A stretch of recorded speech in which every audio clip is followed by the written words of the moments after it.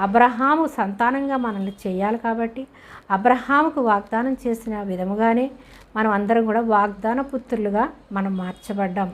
అందుకే ఇంకా ఎవరైనా రక్షింపబడకపోతే, మారు మనస్సు రక్షణ ఇంకా పొందకపోతే మీరందరూ కూడా అబ్రహాముకి కుమారులుగా చేర్చబడాలి.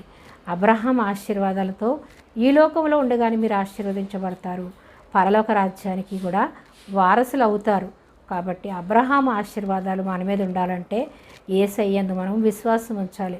యేసయ్యందు విశ్వాసం ఉంచినప్పుడే అబ్రహాం ఆశీర్వాదాలు మన మీదకి వస్తాయి. ఎందుకంటే అబ్రహామును ఆశీర్వదించాడు, ఆశీర్వాదాలకే తండ్రిగా చేశాడు.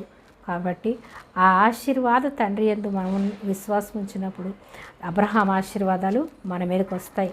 కాబట్టి మనము యేసయ్యందు విశ్వాసం ఉంచి మారు మనసు పొంది రక్షణ పొందుకుంటే పరలోక రాజ్యానికి వారసులు అవుతాము. ఈ లోకంలో అనేక మందికి ఆశీర్వాదకరంగా